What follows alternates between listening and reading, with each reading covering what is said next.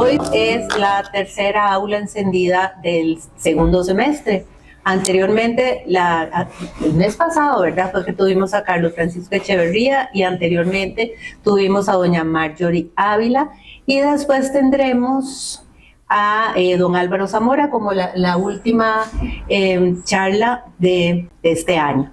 La charla de hoy se llama Narrativas del arte en el espacio público urbano. Juan Carlos Flores, nuestro presidente, es el que nos va a impartir la charla y vamos a leer un poquitito de todo el gran currículum que tiene Juan Carlos. Nació en Heredia, 1958, magíster en artes en Estados Unidos y comunicólogo en la Universidad de Costa Rica, autor y docente universitario, crítico e investigador de arte, director de Arts Criterion y Cine, vicepresidente AICA Internacional. Ha sido distinguido con el Premio de Periodismo en Ciencia y Tecnología en 1982, otorgado por el CONICYT, Premio a la Libertad de Expresión 1995 del Sindicato Nacional de Periodistas y Premio AICA 2023 a la mejor labor crítica. Los dejamos con Juan Carlos. Generalmente estos eventos tienen dos propósitos. Un propósito formativo para que todos podamos estar en la misma página. A veces cuando hablamos de arte no sabemos exactamente de qué estamos hablando. Tenemos nuestra propia idea de qué es arte y de qué son los respectivos movimientos que operan en el arte. Todos tenemos lecturas, a veces parciales, incluidos los propios críticos. Entonces, algo que a mí me interesa mucho siempre hacer en estos eventos es explicar un poco, como se ha venido haciendo en la serie de conferencias magistrales, de qué estamos hablando cuando hablamos de arte, por ejemplo, en este caso, de arte en el espacio público urbano. El segundo objetivo que para nosotros es fundamental es poder exponer qué está pasando, tomar el pulso a la situación del arte internacional. Y para eso estudiamos, buscamos ejemplos de lo que está ocurriendo, para poder hacer nuestros propios contrastes. Primero que todo, dejar claro esta noche que el arte público es un mecanismo dinámico. Cuando hablo de dinámico quiere decir que no es una estructura rígida o algo que podemos ver como una sola acepción. Que lo que busca esencialmente es democratizar la cultura.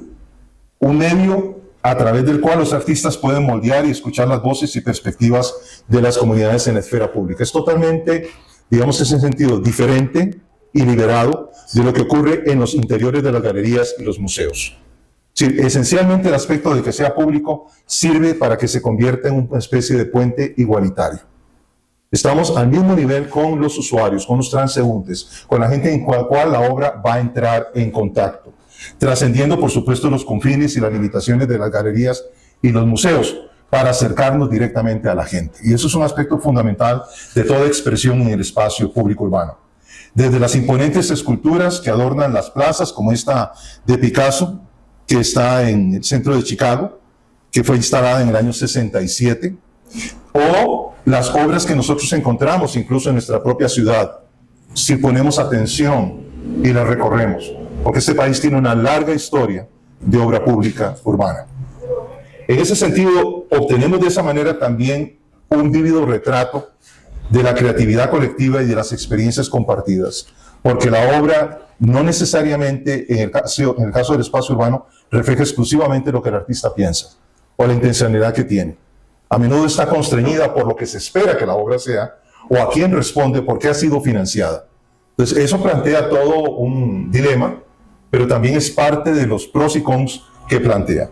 Ahora, ¿por qué decimos nosotros que esta noche vamos a hablar de narrativas urbanas? ¿Y por qué es necesario definir qué es una narrativa urbana? Primero, es un concepto ligeramente complejo y multifacético que abarca las diversas historias y experiencias que configuran nuestra comprensión de las ciudades. Mucha gente, cuando vengo al centro de San José, que trato de evitar por alguna razón especial, no sé si ustedes sienten algo, que esta no es la ciudad en la cual yo crecí. Y que las cosas hermosas que esta ciudad tiene están totalmente ocultas. Y hay que hacer una labor casi de explorador para poder encontrarlas y descubrirlas. Porque en medio del bullicio y lo que ha pasado en nuestra ciudad, San José se ha vuelto una ciudad fea. Podemos discutir el tema, pero ahora lo importante es entender que la narrativa urbana tiene que ver con esas historias y esas experiencias que tanto artistas como espectadores experimentan en la ciudad y que construyen, ¿verdad? Y crean una comprensión de lo que es ser parte de una ciudad. A través de estas narrativas comprendemos el entorno urbano, exploramos la intrincada red de factores sociales, culturales y económicos que influyen en nuestra vida cotidiana. Y esta noche yo voy a estar trabajando con ustedes explorando la intersección de las narrativas del arte en el espacio público urbano, profundizando en el papel de la narrativa en la configuración del paisaje urbano. Voy a ir mostrando algunos ejemplos siempre cada vez que diga algo. Al lado derecho voy a estar mostrando ejemplos de lo que se está desarrollando contemporáneamente en materia de instalaciones. La mayor parte son obras permanentes que van a ver que es diferente a las obras transitorias, pero muchas de ellas están esencialmente obligando a que la gente vuelva a conectarse con la ciudad, a veces hasta de manera táctil. Aquel concepto de no poder ver la escultura, no tocarla o subir a tal monumento porque te detiene la policía, ese concepto prácticamente está erradicado. Estamos hablando de una sociedad donde nosotros entramos y participamos diferente. Entonces, la narrativa urbana se refiere a las historias, anécdotas e historias colectivas que se encuentran arraigadas en el tejido urbano. Estas narrativas pueden ser tanto explícitas como implícitas, manifestándose en diversas formas, como el arte callejero, del cual todos somos partícipes cuando cruzamos, por ejemplo, la autopista y vemos el mensajito que fulanito le mandó a sotanita, ¿verdad? De una manera bastante expresiva. A veces son manifestaciones vernáculas de primera línea y lenguaje que sencillamente a mí me desafía, porque hay significados que todavía yo no discierno. Tal vez necesite bajar un poquitito y llegar más fácilmente a esto. Pero todos estamos enfrentados a esos cambios en el lenguaje que ocurren también de una manera visual. Y por supuesto los monumentos y los eventos culturales. Vean qué interesante este trabajo a mano derecha. Es una obra de Mauricio Bolognini del año 2005, la hizo en Génova. Y ese diseño que ustedes ven, básicamente esa intrincada red de fibra óptica, opera con la interacción de los teléfonos celulares de la gente que pasa por ahí. Entonces cuando la gente pasa por ahí, automáticamente se transforma el diseño sobre ese edificio donde está el tendido, ¿verdad? Es una forma en que ese elemento tan pertinaz y tan molesto como es a veces el teléfono celular, que no se separa de nosotros en ningún momento, participa y nos obliga a participar en lo que está pasando en la comunidad. Entonces, ¿por qué es importante la narrativa? Bueno, la narrativa es importante porque tiene un papel en la formación de la experiencia, incluyendo cómo percibimos e interactuamos en la ciudad. Sea positivo o negativo nuestra percepción de San José, todos hemos sido modelados a partir de las experiencias que tenemos. Yo, por ejemplo, me detengo frente al Teatro Nacional y tengo la perspectiva de 50 años atrás, ¿verdad? Tengo 67 años, y recuerdo estar frente al museo en 3 momentos históricos de mi vida.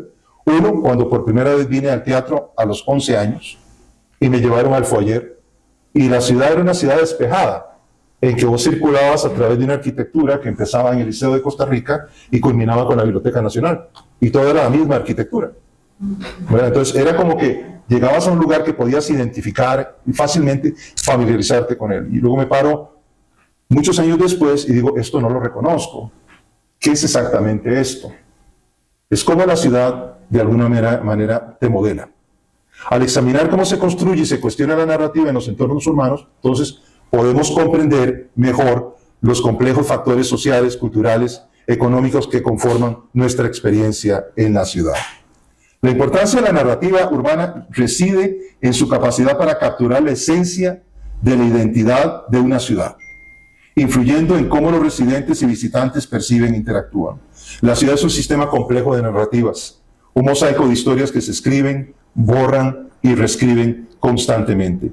Al examinar cómo el arte público refleja y moldea las narrativas, se fomenta una comprensión más profunda de los complejos factores sociales. Esta gráfica, de alguna manera, puede servirnos para entender esto. Sí, la narrativa ha sido construida a partir de una relación entre el arte público, los elementos simbólicos y físicos que invaden la ciudad, sean monumentos, sean experiencias, sean eventos culturales, sean transitorios o no, ¿verdad? Y eso surge de una experiencia urbana. Es muy raro entender el arte descontextualizado, sí, sobre todo el arte público. Pero si uno se para frente a la caja y observa desde el inicio las distintas manifestaciones escultóricas que están allí de veteranos, algunos que conocí, otros que no, pero llegás y culminás con la agonía de don Hernán González. Esa agonía tiene que ver todo con el edificio, que representa ser asegurado, para mí. Para mí. Entonces, esa experiencia urbana, como ciudadano, como asegurado, fomenta ese arte público y crea la narrativa. Ahora, esa experiencia urbana viene, y disculpe que haya empezado inductivamente, con factores sociales, factores culturales y factores económicos, que todos participamos indistintamente de nuestro nivel social. Ahora, ¿cuál es el papel de estas manifestaciones en la creación de narrativas? Es decir, el arte como creador de narrativas. El arte tiene el poder de moldear las narrativas urbanas al brindar una plataforma para las voces de las minorías, por ejemplo. Cuando ustedes ven las esculturas que se encuentran, por ejemplo, escondidas, como Los Amantes, de Néstor Celedón en el edificio Numar, que yo cuando la recuerdo la primera vez, se veía desde la esquina enfrente, y ahora siento como que la han encerrado entre un grupo de rejas en el edificio Numar. Digo, ¿cuál es el propósito de don Néstor al haber hecho esa obra? Que es una de las pocas obras construidas en metal. Otra famosa es el Cristo, que está embodegado en el Museo de Arte Costarricense, que él considera su mejor obra. Pero esa obra, Los Amantes, brinda una plataforma para expresar ¿qué? El amor. Y en el caso de él, un caso muy interesante. No el amor consagrado por la iglesia o por una relación civil, sino la relación de unión libre, que es justamente lo que coincide en el momento en que produce esa obra y que caracteriza a la mayor parte de la formación de parejas en este país. Más del 40% de las personas viven en unión libre. Por eso es que al final la sociedad les asigna los mismos derechos que a las parejas casadas legalmente, porque es una situación social evidente. Otro factor es cuestionar las narrativas de los estereotipos dominantes. Particularmente con ciertas obras uno se encuentra que lo que están haciendo esencialmente es contrastar con lo que la sociedad promete. Piensen, por ejemplo, en este momento lo que es pararse frente a la Catedral Metropolitana y ver la obra de Jiménez de Heredia dedicada al Papa Juan Pablo II, que nada tiene que ver con el Papa Juan Pablo II, y que tampoco tiene que ver con la mujer, porque si es así, todas las mujeres son aves de rapiña, porque si observan las extremidades inferiores, son garras. ¿Alguien se ha parado a observar esa escultura? Antes era muy fácil porque había más espacio, ahora está constreñida, pero está ahí la escultura, está en espacio público, podemos interactuar con ella, para hablar de una. Y así vamos con cada grupo de esculturas que se extienden desde el monumento de León Cortés hasta llegar al Museo Nacional y más allá. O terminar en el monumento de Sancho en el Tribunal Supremo de Elecciones.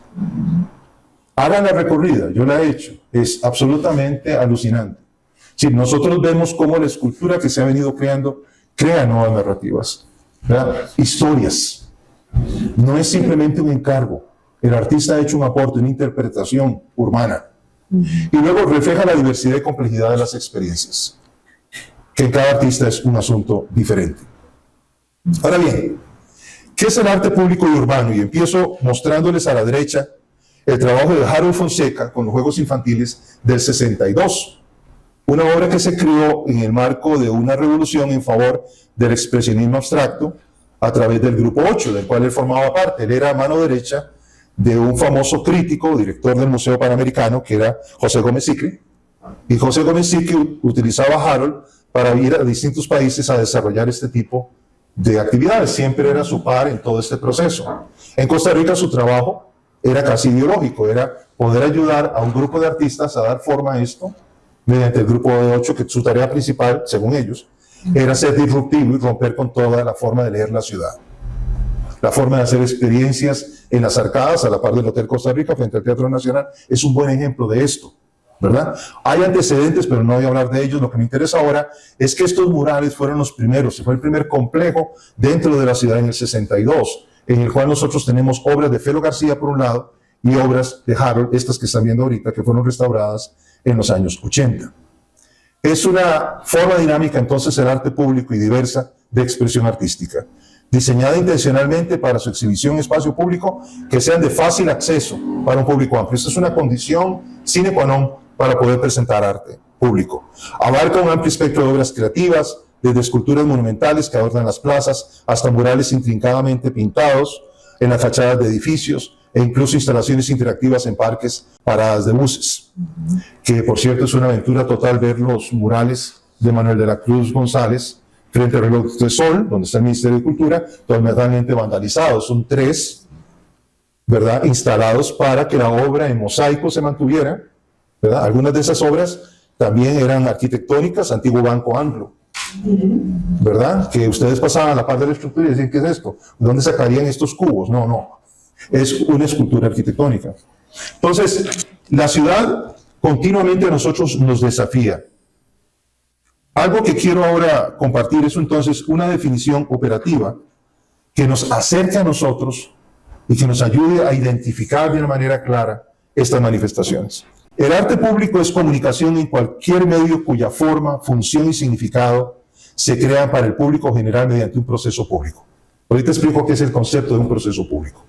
Se trata de un género artístico específico con su propio discurso profesional, yo diría curatorial también, y crítico. El arte público es visual y físicamente accesible al público. Se instala en espacios públicos, tanto al aire libre como en interiores. En interiores que tenga acceso al público, ¿verdad? Entonces, hay ciertas condiciones para que esto funcione. Y en ese sentido, voy a explicarlos rápidamente, dividiéndolos en 5. Uno es la accesibilidad.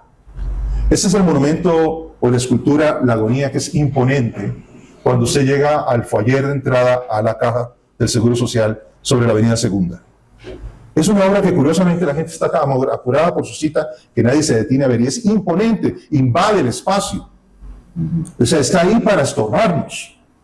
Primero, no tiene cabeza, es un torso, ¿verdad? Y segundo, la manifestación de su pene es clarísima, ¿verdad? Yo no sé por qué nadie ha puesto una ramita encima.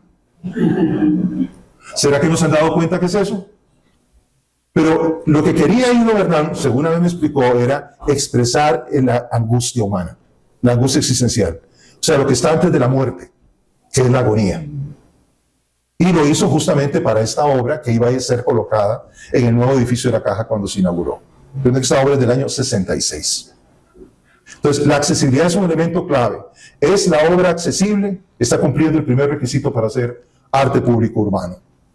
El segundo elemento es la ubicación en el espacio público. Esta es una maravillosa obra de Jesús Soto, que está en la Universidad Central de Venezuela. Todavía está, según me ha contado Bélgica, ¿verdad? Pero hecha un caipe, como muchas cosas en Venezuela, de carácter público. Pero este es particularmente interesante porque es lo que se llama un prepenetrable. Los penetrables de Soto son atravesables. Usted pasa en medio de ellos. Y tiene música, porque era un músico natural. Entonces usted tenía que atravesar, por ejemplo, la luz y el color y pasar a través del azul, o los amarillos, o los blancos, dependiendo del tipo de instalación. Esto existe en la dimensión pública, no solamente dentro de un museo, como actualmente se exhiben. Este es uno de los primeros previos que él desarrolló.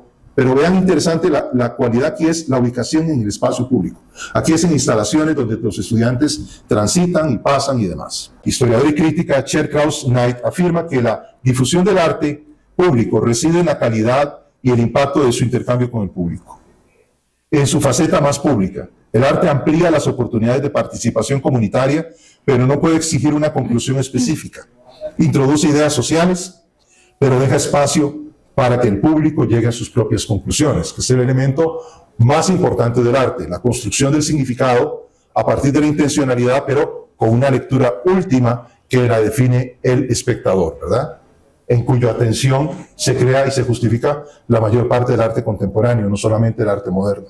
La tercera cualidad es la participación comunitaria. Esta es una exposición que queda en el Cinturón Costero de Panamá, me tocó visitarla. Isabel Ovaldía es una excelente amiga, es la hija de Trujillo, que es uno de los grandes pintores panameños históricos. Y esta pantera que ella fundió, ella trabaja fundamentalmente en vidrio. Tiene ese efecto vidrioso. Cuando ustedes la tocan la estructura, ustedes dicen, esto no es exactamente metal, ¿verdad? Pero esta obra fue construida como resultado de un cabildeo que tuvo una empresa extranjera que hoy en día ha sido muy cuestionada en Panamá y que construyó la mayor parte de las autopistas del Nuevo Panamá.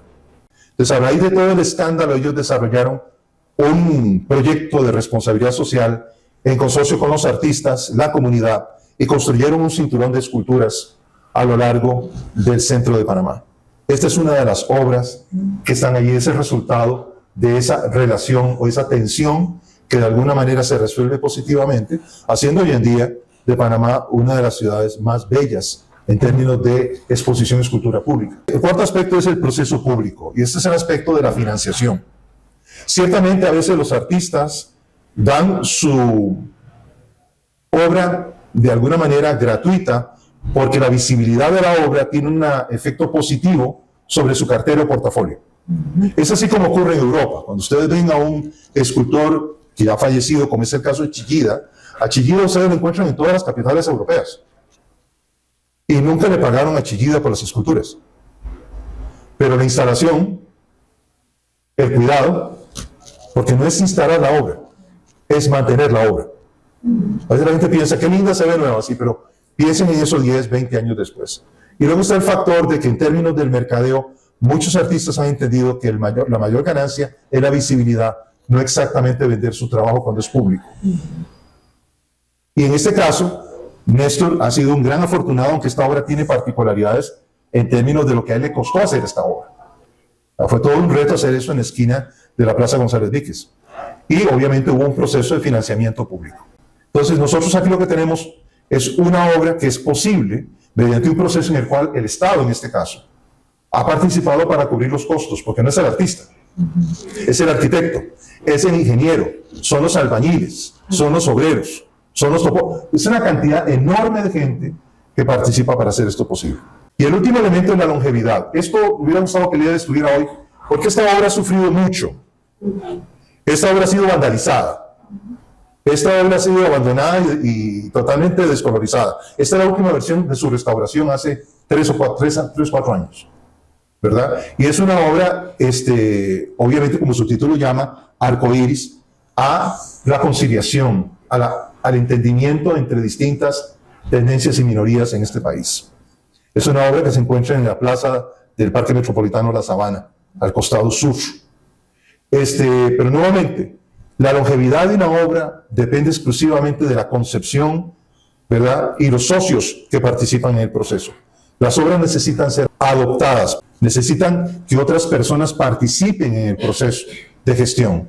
Hoy en día tenemos el gran problema de los grandes centros en las carreteras de anillos, en los cuales en el centro hemos colocado esculturas y obra pública. Pero se han fijado que el gobierno en una época trató de que las embajadas se encargaran del mantenimiento porque el costo es absolutamente imposible de cubrir.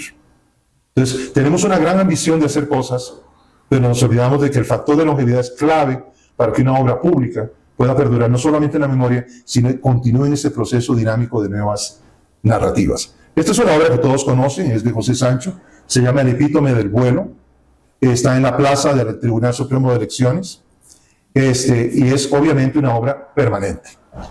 No solamente por la escultura en sí, sino por el marco que la rodea, que es un semiteatro tipo griego, donde se pueden desarrollar espectáculos y demás, en la parte más elevada del complejo de edificios del Tribunal Supremo de Elecciones. Entonces, cumplimos ahí el factor de permanente, pero quiero que sepan que existen formas de arte público urbano que son efímeras, que están planteadas para un desarrollo temporal. Todos recordamos perfectamente los trabajos en piedra, arena y demás que hizo Tom Solís sobre la superficie de la Plaza de la Cultura. Pero lo que es interesante es que una obra efímera pudiera tener un carácter duradero o digamos de corto plazo a partir de un planteamiento efímero. Las instalaciones temporales es otro caso.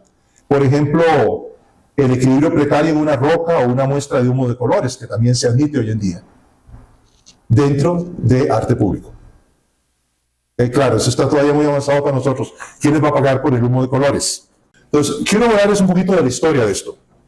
Esto realmente tiene un fundamento didáctico. O sea, se debe a José Vasconcelos, que por cierto estuvo en Costa Rica, trabajó con Joaquín García Monge, escribió en el repertorio americano y vino a extender sus ideas, no solamente sus ideas estéticas, sino sus ideas políticas.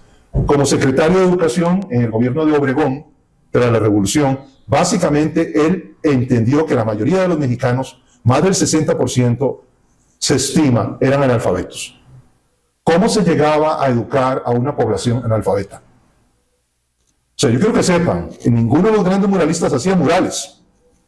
Es Vasconcelos quien viene y convence a estos artistas que tenían su posición artística para que ellos se embarquen en un proyecto público en el cual la comunidad va a ser beneficiada al contar su historia, al reforzar ciertos ítems de su identidad cultural. O sea, recuerden que Rivera, por ejemplo, que voy a hablar ahora, Rivera muere terminando en el Palacio Nacional y no termina todos los murales que tenían que iluminar todo el Palacio Nacional en el centro de México. Pero ellos se abocan a este desarrollo con la visión, yo digo, ideológica de Vasconcelos, de que esa era la forma en que nosotros podíamos, los mexicanos en ese caso, alcanzar a la comunidad que no podía leer. Algo así como lo que pasó en el Gótico, cuando se levantaban las representaciones con un fin didáctico que, por cierto, hoy en día para nosotros es totalmente oscuro, pero que tenía sentido para las personas que entraban a esas naves donde no habían bancas. Nos imaginamos las catedrales góticas como no hay bancas. Era un gran atrio enorme con varios, y la gente entraba y miraba hacia arriba y veía esas agujas que apuntaban al cielo, y luego los vitrales que iban iluminando la historia. ¿Qué pasa con eso? Que básicamente creaba una narrativa en que la comunidad se involucraba porque le respondía a su necesidad de saber y no tener las herramientas didácticas o, digamos, ontológicas para poder aprender y desarrollar esto.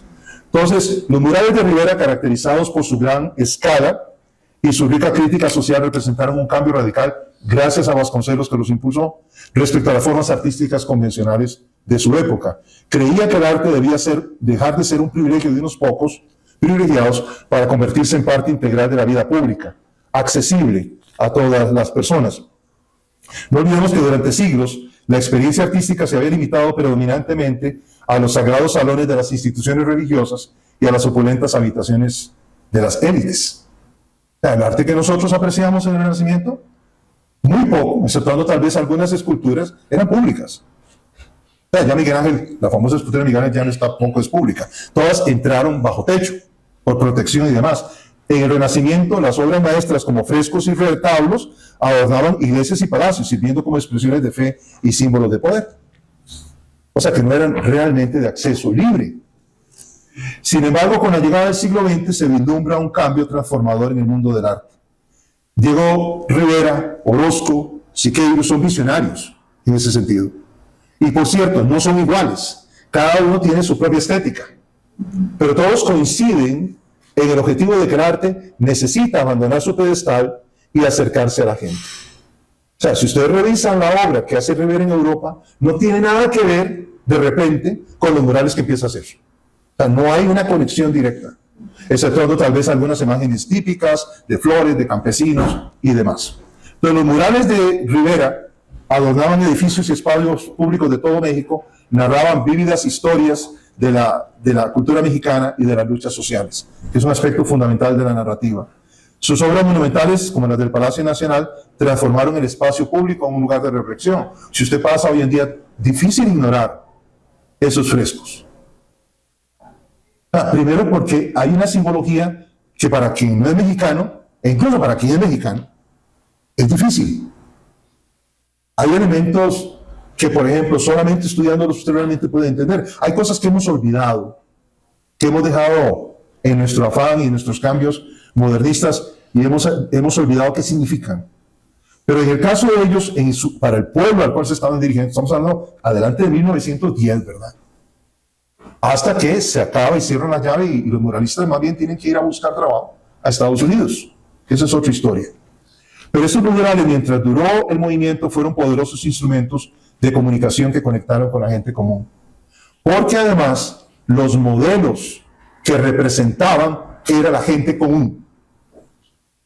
Por supuesto que Rivera se representa a sí mismo, pero si ustedes ven a este hombre que le llamaban el elefante, saben que está muy lejos de ser alguien no común, ¿verdad?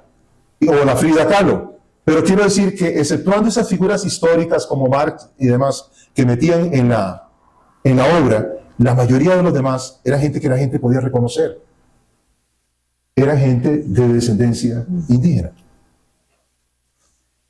Básicamente la visión de Rivera era utilizar el arte como un catalizador, ¿verdad?, del cambio social, fomentando un sentido de orgullo y conciencia colectiva entre las masas. Esto tuvo una influencia muy importante en Costa Rica, especialmente después del 48, de la mano de Paco Amiguetti y Margarita Bertó, con el interés del gobierno nuevo, de la nueva república, de desarrollar una iconografía en favor o en la historia de la revolución, que nosotros empezamos a ver expresiones realmente públicas, ¿verdad? Ahorita les voy a mostrar una de ellas, que básicamente pertenece a Francisco Amiguetti y que ha sido restaurada y está ahora dentro del MAC en exhibición permanente. Pero era una obra que estaba en la Casa Presidencial, pero hubo otras que estaban en el aeropuerto. Usted llegaba al aeropuerto del Coco y usted encontraba unos murales enormes de Lucho Ranucci, ¿verdad? Y del mismo Paco Amiguetti, exhibiéndose a la entrada y recibiéndolo a usted con una visión de lo que Costa Rica pensaba, influida por el moralismo mexicano. Una segunda narrativa interesante es la de Basquiat. He escrito un poco sobre él recientemente, aunque claro, eso no es nuevo, todos conocen a Basquiat. Y mejor aún, lo conocen bajo su seudónimo, que era el de su sociedad con un hispano, que juntos crearon esta palabra Samo, que ahorita les voy a decir, no se me ofendan. Sus mensajes eran a menudo ingeniosos, poéticos y mordaces, invitando al espectador a cuestionar el significado de la vida cotidiana. Lo que distinguía a Samo del graffiti convencional que ya existía en los 60s era su profundidad filosófica y su comentario intelectual, presentando al espectador común mensajes que invitaban a la reflexión y trascendían los límites del arte callejero. Básicamente, el movimiento se centró en Nueva York y el lema de Samo, el seudónimo Samo, significaba same old shit, la misma mierda de siempre. Básicamente era un proyecto de creativo, de dos personas que se sentaban a fumar marihuana todo el día, porque eso es confesado por el propio Basquiat y el propio Aldías. Pero juntos, estudiantes renegados, peleados en la preparatoria donde se conocieron, fracasados desde el punto de vista académico, se las ingeniaron para crear este tipo de iconografías. Algunas de las que aparecen arriba es recuperación de esto en los museos después de que Basquiat abandona el graffiti y empieza o emprende su carrera de la mano de marchantes principalmente europeos en las galerías. Pero abajo está la expresión más clara del pensamiento de ellos, que siempre se firmaba con el seudónimo. Pero a diferencia del graffiti, no estaban interesados en el diseño, estaban interesados en el texto. Y eso es lo que hace simplemente interesante lo que ellos hacían. Samo no era solo una estadística pintada en las paredes del Bajo Manhattan, era un manifiesto poético, lleno de una crítica mordaz al conformismo y la complacencia, observados tanto en el mundo del arte como en la sociedad en general. Eran tremendamente contestatarios. Basquiat y Díaz usaron Samo como plataforma para expresar su desilusión con lo mundano y con lo banal. Los mensajes se transmitían con este estilo, ustedes ven en la pantalla, no es suficientemente grande, me disculpo por no poder amplificar más, donde la singular combinación, ¿verdad?, de símbolos, texto e imágenes presagiaba su futuro éxito como artista visual. Una de las figuras más icónicas de Basquiat era meter en algunos de ellos una corona, ¿verdad?, porque para él todas las personas que estaban en las minorías, particularmente afrodescendientes, eran reyes. Y él siempre se asociaba a sí mismo con un rey, se colocaba a sí mismo a veces una corona en algunos de sus cuadros, cuando se representaba. Entonces, es interesante cómo estos íconos se volvieron tan importantes que hoy en día siguen siendo usados por muchos otros artistas. Básicamente, el compromiso de ellos era desafiar las convenciones, aun cuando al final Basquiat termina satisfaciendo las convenciones, pero eso es objeto de otra charla. Lo que es interesante es su aporte en términos del apoyo o el desarrollo del arte callejero, que es mover el arte callejero de donde se encuentra a las galerías, que es un paso que incluye definir si es arte o no, un tema del cual vamos a profundizar ahora a través de Keith Haring, que es un revolucionario diferente a Basquiat. Básicamente es el arte como un activismo, y el otro es una protesta, pero este es un activismo, está llamando directamente al accionar. Y lo hizo en ámbitos muy interesantes, porque a ellos les tocó vivir en lo pleno de lo que fue la crisis del SIDA, que afectó a una larga comunidad de LGBT en Nueva York, de la cual ellos también eran parte. Bueno, Basquiat tenía una situación ambigua, pero claramente Haring no tenía problema con eso. Entonces, lo que quiero ahí destacar es que él atacaba el apartheid, por ejemplo, atacaba el desarrollo armamentista, o sea, tomaba directamente su trabajo a través de esta gráfica para protestar. Sus murales, que generalmente tendrían colores muy vibrantes, algunos recuerdan los amarillos, no están aquí representados, pero existen, líneas audaces y un lenguaje visual distintivo que fusionaba elementos del arte callejero, la cultura pop de la cual era parte con Warhol y la crítica política contemporánea. Entonces es un poco diferente a protestar, era más bien moverse a una acción, y eso es lo que hace que el trabajo de Harry sea tan interesante. Si bien su arte a menudo parecía engañosamente simple, transmitía mensajes también profundos, que atendían problemas urgentes. Era un arte centrado esencialmente en la emergencia. Con este fin pintó numerosos murales públicos en ciudades de todo el mundo, incluido este que aparece abajo, pintó en Barcelona, pintó en el muro de Berlín, o sea, en todo lugar que le daban la oportunidad de expresarse.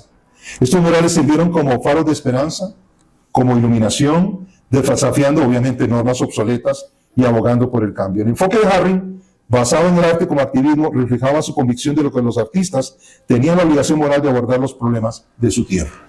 Cuando nosotros decimos eso, a veces decimos, bueno, pero los artistas antes no se ocupaban de los problemas de su tiempo.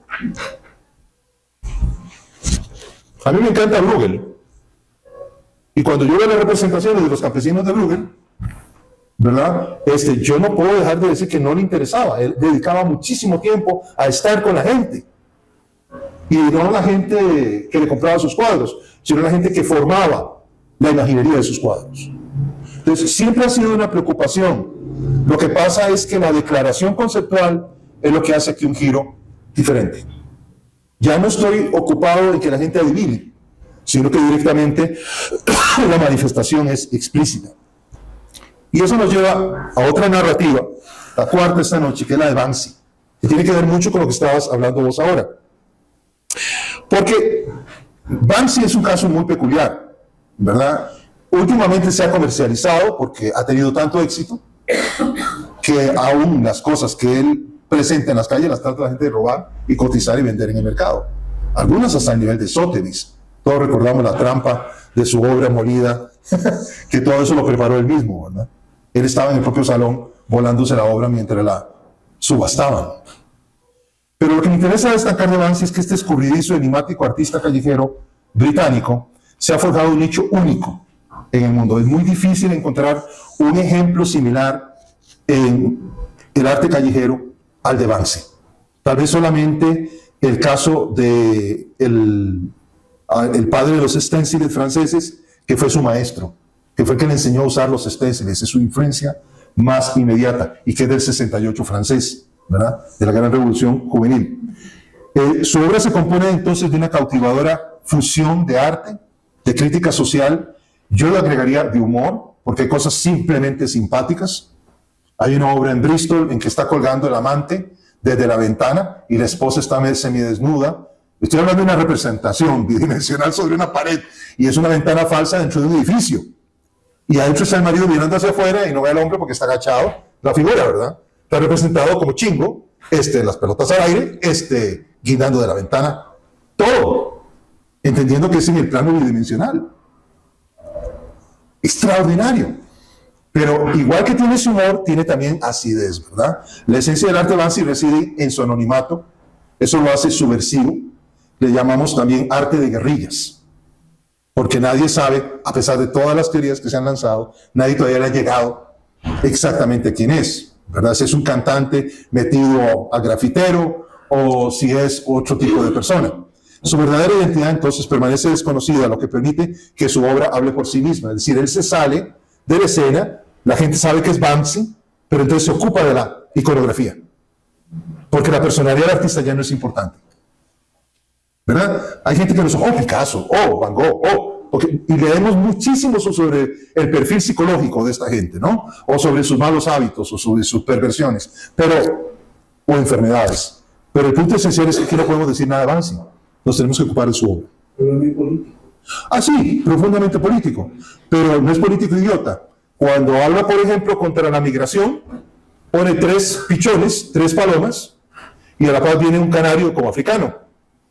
Y los otros 3 pichones de paloma se vuelven hacia ella. Esa fue borrada por el municipio donde la puso. Se reprodujo recientemente en un país centroeuropeo. Pero está volviendo y le dice, vete, tú no eres de los nuestros. O sea, las palomas, ¿verdad? Cagonas que todos conocemos, ¿verdad? Y tan cochinas que son las palomas, pero bueno, persiguiendo al canario porque el canario no es de nuestro grupo. Entonces, vemos que no es una política en ese sentido como Harry, en la cual estamos claramente diciendo de qué se trata. O sea, te pone a pensar. Te pone a pensar. O sea, te desafía en ese sentido, ¿verdad? Ok. Nada más una cosa más sobre Banksy, y es que la gente se topa con sus obras en lugares inesperados. Es por eso que me acordé de lo que estabas diciendo. Él no elige lugares ampliamente públicos.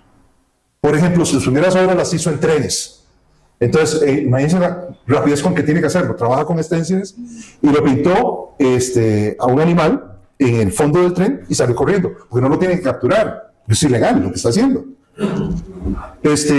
Pero nuevamente, en cualquier lugar que no sea conocido. O sea, él no hace eso en un lugar que esté altamente vigilado. Lo hace en lugares así donde la gente diría, ¿quién va a apreciar esta obra? Y tan es así que mucha gente pasa y las borra. Oye, ¿quién hizo esa cochinada? Y las voy a borrar, las voy a eliminar. Hoy en día ha cambiado el concepto, la gente pregunta, ¿te vas? Ok, pero el concepto no es tener algo en un lugar público, sino hacer que la gente que le interesa vaya a esos lugares. Esto me interesa mucho, el Ángel del Norte de Anthony Gormley, por su monumentalidad. Cuando ustedes la ven, quiero que vean la figura abajo a la izquierda, de 1,70 m más o menos la persona, y vean la magnificencia de esta obra. La monumentalidad es una escultura de 20 metros y una envergadura de 54 metros. Está construido con el acero con que se hacen los contenedores de transporte ahí en el puerto, el Corten, que adquiere siempre un rol como que si estuviera oxidado, pero no está podrido, para hacer todos esos colores. Y el ángel evoca el patrimonio industrial de la zona. Está conectado directamente con la historia del lugar en Inglaterra, donde la construcción naval y la minería eran las actividades predominantes. Entonces, usa los materiales para conectarse simbólicamente con la gente. Gormley también participó en una escultura pública en el Cuarto Plinto, que ahorita le voy a hablar de ese otro tipo de opción que nosotros en Costa Rica realmente no hemos utilizado, pero que otros países han sabido aprovechar. Esta seguramente la conocen, a Yayoi Kusama. Hace poco mi esposa y yo estuvimos en Washington tomando unas fotos preciosas con las calabazas de ella. Es una visionaria artista japonesa muy peculiar.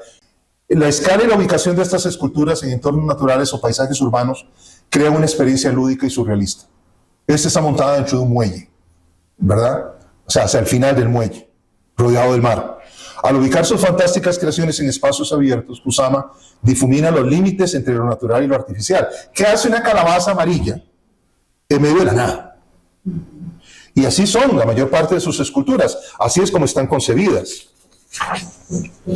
Las esculturas de aire libre suelen ser grandes y de formas caprichosas, desde calabazas gigantescas hasta flores, adornadas en gran parte con su icónico estampado de lunares. Estas obras son interactivas e invitan al espectador a recorrerlas e interactuar con ellas, especialmente en redes sociales. Esto es obvio. Oye, vivimos en la cultura del selfie, ¿no? Todo el mundo quiere un elemento exótico con el cual yo me tome una foto. Y lo que nosotros no entendemos es que eso es parte de la forma en que la sociedad interactúa hoy en día. O sea, a alguien le interesa algo, se toma una foto con vos, o le toma la foto de la comida, o se la toma al edificio, o se la toma con el edificio. Sí, estamos en una sociedad donde la gente quiere crear su propia memoria de sí mismos, donde ellos sean los protagonistas, aun cuando el elemento de fondo es lo que le está levantando el valor, ¿verdad? Desde el punto de vista estético. Esta interacción entonces de ella en particular resalta la armonía y el conflicto entre la creación humana y el mundo natural. Y esa es una tónica en todo su trabajo a lo largo de más de 4 décadas. Acabamos de estar en esta exposición sobre los 40 años de los gemelos brasileños. Esto es absolutamente fantástico. Estoy preparando un artículo, van a ver el documental si les interesa conocer un poco más del trabajo de ellos. Es una obra ligera, en el sentido no de que sea inocua o no sea profunda, pero al mismo tiempo es etérea. Es como una historia que construyen siempre con personajes que ellos mismos han establecido. Son los personajes que aparecen en la figura de la derecha, todos con esos rostros que parecen como extraños. Ellos son realmente 2 gemelos. Empezaron aprendiendo a bailar breakdance y de ahí se empezaron a mover a una estética callejera y posteriormente fueron incorporando el folclore brasileño y la historia de las favelas. Entonces, sus obras han sido escritas como fantasías escapistas. ¿Por qué? Porque uno entra allí y queda atrapado pero al mismo tiempo no queda como preocupado. Hay exposiciones que uno entra y uno sale preocupado. O sea, ¿qué es exactamente lo que se quiere aquí?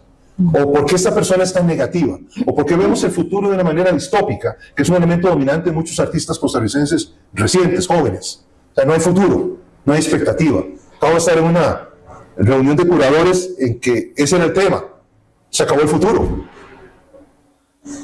Y esa es la exposición que están haciendo, una exposición sobre algo que no tiene futuro. O sea, mientras hay creación, mientras hay arte, mientras estamos vivos, hay futuro.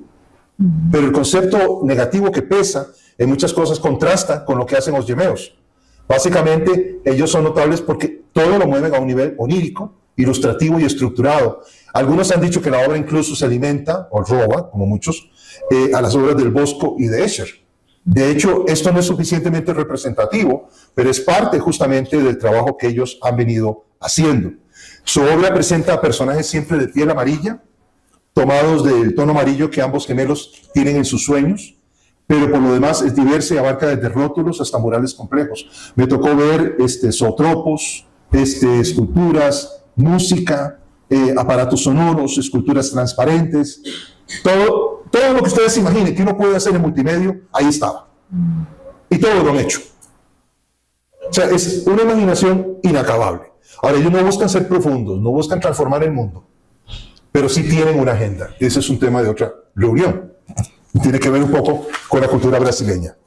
Quiero hablarles de la octava narrativa, que es el Cuarto Plinto de Londres. Eso que ven allí ustedes es un pedestal vacío. Ese es el Cuarto Plinto. Está al frente de donde está la Real Sociedad para el Fomento de las Artes. En 1998 se le dio una nueva historia. Originalmente, ahí tenía que instalarse una escultura dedicada al rey Guillermo IV en 1841. Sin embargo, debido a la falta de fondos, quedó vacío por 150 años. Entonces, en 1998, la Real Sociedad estableció un concurso para que se llenara el Cuarto Plinto con una serie rotativa que era financiada por la sociedad. Aquí tienen uno de los ejemplos de los artistas que estuvieron ahí, encima del Plinto. ¿Lo ven? No son hormigas, son drones, ¿verdad? Y por supuesto que no es crema batida, ni es una cereza. Pero han tenido a algunos de los artistas contemporáneos más importantes ahí por un periodo de año. Toda la gente espera que llegue cierta estación del año para ver qué hay. Nosotros tenemos espacios para hacer esto. Tenemos plazas vacías que no tienen nada. No digo que copiemos el Cuarto Plinto, lo que digo es que la experiencia de crear algo que socialmente cree interés de la gente es fundamental. Básicamente son obras para establecer debate público y siempre se colocan obras que sean polémicas, ¿verdad? Entonces, el objetivo es que la comunidad reaccione. Entonces, los artistas se les da una gran liberalidad para poner lo que les dé la gana. Esto que están acá viendo es la novena narrativa que tiene que ver con las comisiones públicas. Y el ejemplo que estoy usando es el ramo de tulipanes de Jeff Koons, que está en París. Básicamente, el ramo enfrentó varios desafíos propios de los encargos, lo que pone en relieve la complejidad de la realización de este tipo de proyectos. Fue inaugurada en el 2019 como una escultura que donó, en este caso Koons, a la ciudad de París, en recuerdo de las víctimas de los atentados terroristas del 2015 en París. No sé si recuerdan esos atentados dinamiteros, incluidos los que tuvieron lugar contra un teatro que se llamaba el Bataclan. La escultura presenta una mano sosteniendo un ramo de tulipanes de colores con la intención de simbolizar el recuerdo, el optimismo y la sanación. Sin embargo, los franceses se enojaron porque consideraron un insulto que alguien planteara algo positivo en medio de una tragedia. Alguien dice que los franceses son amantes del melodrama, y definitivamente lo son, ¿verdad? Pero además se creen el centro del mundo. Y Koons no es muy querido, ¿verdad? Porque Koons siempre hace cosas que la gente considera triviales y banales. De hecho, muchas son así. Pero en este caso ese no era el objetivo. La instalación de la escultura enfrentó problemas logísticos, financieros, y luego costó tanto instalarla que tuvieron duda de aceptar el regalo. Entonces, a veces regalar algo sale bastante caro. La obra sirve como un caso práctico de los desafíos que enfrentan los encargos de arte público. Y aquí en Costa Rica hemos tenido un montón de ejemplos. No voy a poder desarrollarlos hoy por falta de tiempo, pero ahí les presento algunos ejemplos de obras por encargo público. La araña de Luis Bourgeois, que está colocada frente al Museo Guggenheim Bilbao, a la derecha. Lo que está en el centro de Nueva York, si ustedes van, tienen que tomarse la foto. Y por supuesto, este emblemático lanzador de flores protestando de Banksy, que se ha vuelto una iconografía popularísima ahora en serigrafía. Ahora, ¿cuál es el legado que nosotros tenemos de estos artistas? Hemos definido qué es, cómo se liga con los factores sociales, qué es la narrativa, ¿verdad? Y hemos definido también los distintos tipos de arte público urbano. ¿Okay? Cuando algo está fuera de esa esfera, se llama arte callejero, y ese es otro problema que voy a tratar de referirme brevemente al final, aunque lo he mencionado. Es evidente que el arte público desempeña entonces un papel crucial en la democratización de la cultura, creando nuevas narrativas multifactoriales. Los artistas y plataformas mencionados han desafiado los límites tradicionales. Todo lo que hemos presentado se sale de lo ordinario, incluso los nacionales. Y luego, sacando el arte de los confines exclusivos de galerías y museos ya en sí mismo es un reto, porque es una obra a pérdida para muchos artistas. Saben que no van a ganar con eso. O sea, aun cuando ganen prestigio, aumente su circulante en términos indirectos, la realidad es que es un esfuerzo demasiado grande. El arte público actúa entonces como un catalizador de una mayor participación cultural. Cuando no hay participación cultural, ha fracasado como arte público. Necesitamos esa dinámica, y esa dinámica no ocurre artificialmente, no se inventa en el taller del artista donde se está esbozando la obra. Democratiza la cultura al proporcionar un espacio en común para el diálogo. O sea, la obra está provocando el diálogo, la reflexión, creando experiencias compartidas. El arte de espacios públicos a menudo se convierte en parte de la identidad de una comunidad. La gente antes te decía del bar Caracas 300 al norte. Ahora te dicen de la mujer con garras de la catedral 500 al norte. ¿Me explico? O del flautista de Hamelin, ¿no?, que está frente a Teatro Nacional. Sí, cuando se vuelven referentes en la cultura ya se han incorporado en la experiencia y ya tenemos narrativas alrededor de esas obras. El monumento de León Cortés es un caso para mí genial. Domina toda la vista del Paseo Colón. La gente lo quiere derribar y están locos. O sea, le caiga mal o no las ideas de Cortés en los 40, que ya pasó mucho tiempo, nadie se acuerda cuáles eran, pero la realidad es que esa obra es uno de los pocos complejos escultóricos que mira hacia la ciudad. Y además les está sacando el dedo. Es que la gente no ve bien la obra. Porque no votaron por él en la segunda y salió Calderón. Pero escúchenme con cuidado. Esas obras se vuelven parte de la memoria y se perpetúa creando nuevas narrativas en las siguientes generaciones. Fundamental contar con ese tipo de referentes para vivir realmente la ciudad. Entonces, algo importante de todo lo que hemos conversado hoy es que las obras tienen que llevar a la introspección, tienen que llevarnos a pensar la ciudad y nuestra relación con ella. Y por supuesto, también tienen un reto: crear un paisaje cultural a través de estas manifestaciones más inclusivo y más participativo. Muy bien, eso es lo que tenía que compartir hoy, parte de lo que quería compartir hoy. Muchas gracias. Muchas gracias.